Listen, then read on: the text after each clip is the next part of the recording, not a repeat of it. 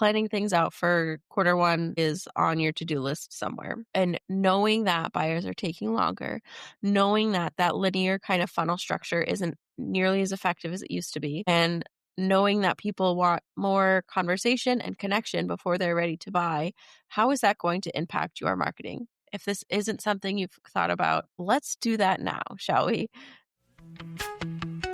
Welcome to Mompreneur Mastery. I'm your host, Sydney O'Brien, an Instagram strategist turned content and messaging strategist after watching the online space get louder, buyers take longer, and content turn into a performance instead of real connection. On this podcast, you'll learn how to clarify your message so your content actually stands out in a sea of copy and paste trends and AI noise, and also how to strategize your content across platforms to build the trust and connection that turns followers into clients. All in doable, brain space saving episodes you can fit in between school pickup and reheating your coffee for the third time. Let's dive in. So last week's episode was that conversation with Stacey Braga. If you haven't listened to it, go listen to it because it was so good, about kind of all the shady tactics and things we're seeing in the online marketing space. And one of the things we talked about was outdated tactics, outdated strategies that are being shared and sold as solutions to online businesses and service providers who want to make more money. And at one point I mentioned a big flag for me of an online business coach is when someone doesn't acknowledge that things have changed. If they're still peddling the same framework or blueprint or whatever that they did 3 or 4 years ago and saying it's going to get the same results. And this is also something that is talked about on the podcast Duped. So if you enjoyed that episode or are interested in this topic, definitely check out Duped. But basically, we know that people aren't buying on normal timelines anymore. We know that.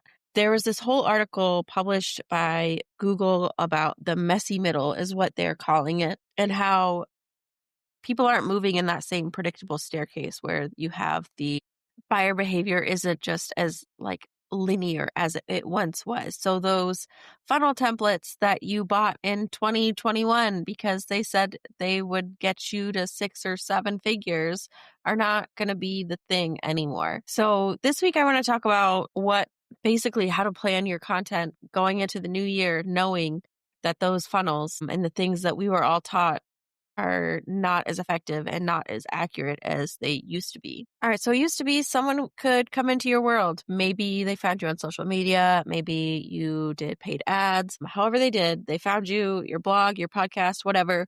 They get a lead magnet, right? They download your free resource and now they're on your email list. And now you use your emails and, the rest of your marketing to educate, to nurture, and to bring awareness to a problem and show why you are the person to solve that problem with your offer. Pitch them your offer so they buy. It was a pretty linear process, and we're finding now, and like I said, that article I mentioned about the messy middle that Google put out really gets deeper into the why of it.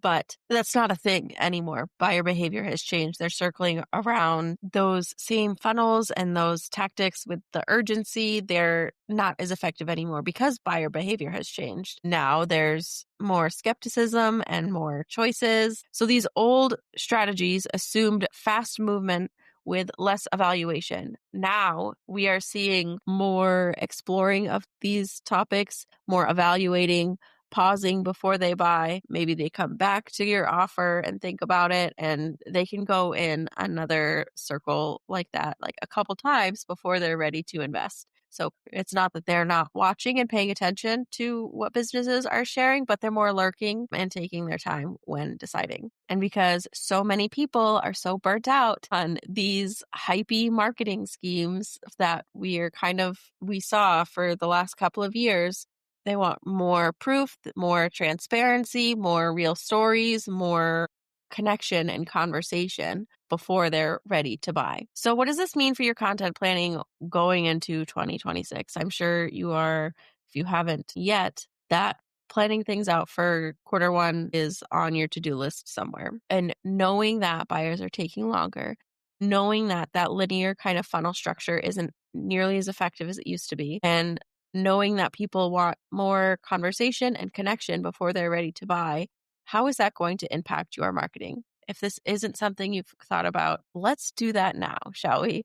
So this is kind of things I've been saying the last couple months, but I mean, years, honestly. Just relying on trendy reels and viral hooks and clever edits is not necessarily going to be the thing that gets you a sale. They're great for reach and engagement, but there has to be that's like a tactic for attention on Instagram, but not a strategy for the connection and conversations that we need. They don't necessarily move buyers through that longer, more thoughtful decision making process. So if your performance kind of content like that supports your bigger strategy, cool. If you enjoy creating that content, awesome, love that. But that alone cannot be your content strategy. I also think only relying on those kinds of funnels that we are all used to is also not the strategy. A strategy, yes, but don't do it expecting the same results, especially if you are a newer business owner that doesn't have like the same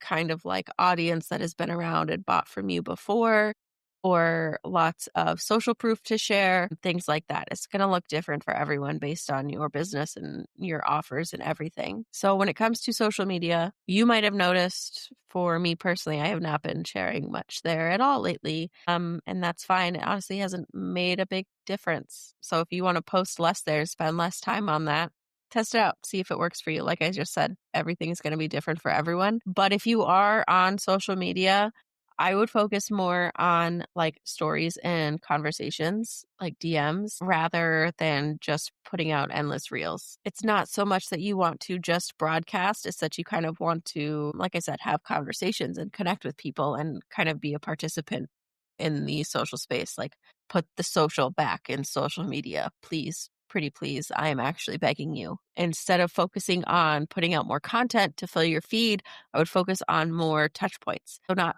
that doesn't necessarily mean posting more. It could be more conversations. It should be more conversations, replying to stories, sharing your own stories that people can reply to so you can start conversations there and foster that connection by showing how you work, what you do, some of like your values, all kinds of things happen in stories. It's really going to be more about creating more opportunities for interaction to kind of start that messy middle buyer journey that we are seeing now. So, because that's really done by small repeated contacts, not one perfect Instagram reel, right? Another thing I plan on doing in 2026, and I say this now, but I'm not a people person. I am interested in doing more in-person networking. I feel like you get a lot of obviously connection and conversations there. Now that all my kids are in school, I'm rethinking a lot of things in my business. And I think that is one that I'm going to be highlighting. So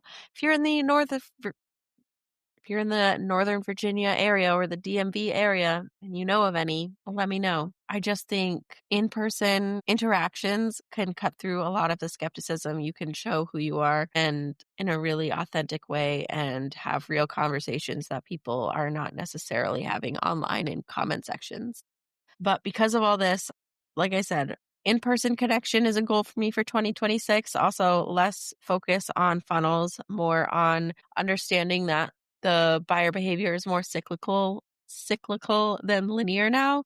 So it's going to be more kind of constant connection and conversation rather than perfecting automated sequences like the first pitch with like the nurture sequence and then the pitch sequence and then upsells and downsells and all of those things. That's not something I'm going to be focusing on nearly as much as just sharing. I mean, still sharing the 5 steps to sales that I teach and following that, but because there is still like a buyer journey where you have to show the problem and bring awareness to it and, call out objections, show why you're the person to help with that problem. Like that's all still there. But I think a big part of it is going to be understanding that you're either going to have to be ready to make that a lot longer or understand that people are going to say no, but that doesn't mean it's a forever no. They could just come back later when they're ready to. Just because someone didn't buy during that one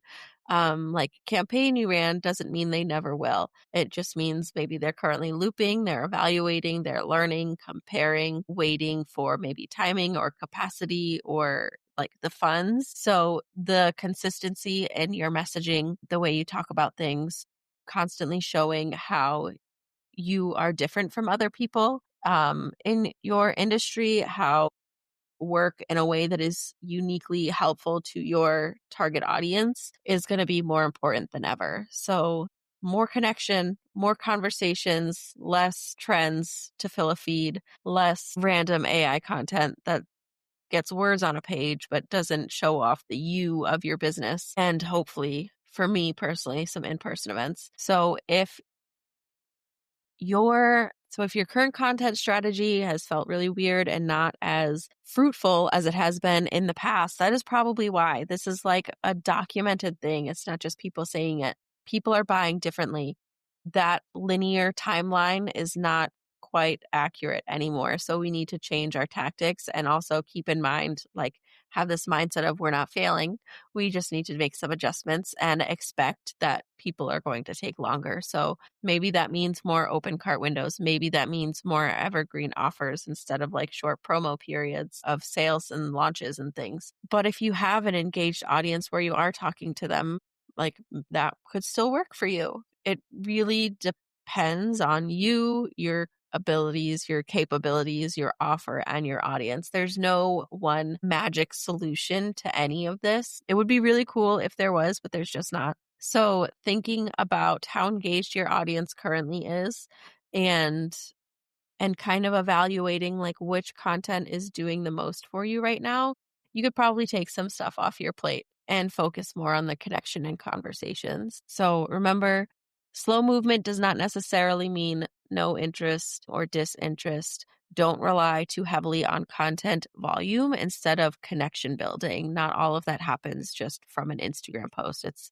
conversations. And make sure you're giving plenty of opportunities for conversations and for building trust and sharing stories so people can have the clarity they need before they're ready to buy. So knowing that buyer journey is still a thing, but maybe spreading it out or being ready to go through it multiple times, repeating your core messages so they trust that you are doing what you say you're doing, that you are who you say you are. Lots of storytelling and lots of proof to foster that connection and trust. Connection-driven content wherever you are showing up. If you are on multiple platforms, doing it strategically in that you're not spending time on things that are not very connection based, considering longer pre-launch or launch windows, and always keeping your messaging clear and honest and kind of grounded instead of relying on hacks and tricks so that you are getting that connection piece from your content. If this is something you want help with going into the new year, I would love for you to join Content to Clients Club, where I help you with your messaging. We work one-on-one once a month to plan all of your content. And there's also a Slack channel for content feedback and just general questions. I'll put the link for that in the show notes. And I will not be in your earbuds next week because I'm not sharing anything for 2 weeks because it's the holidays. So I will be back in your earbuds next year. That's it for this episode of Mompreneur Mastery. If you're building a business around your life, not the other way around, and you're tired of being told to hustle harder to make sales when you're already hustling at 110%, I hope this gave you a breath of fresh air. And if it did, I would love it if you left a quick review or shared this with another mom entrepreneur who is ready to market with more strategy and way less stress. And if you want to see what a cohesive content map across multiple platforms with strategic messaging looks like, check out the link in the show notes to grab your free copy of the Buyer Journey Content Map. I'll see you next time.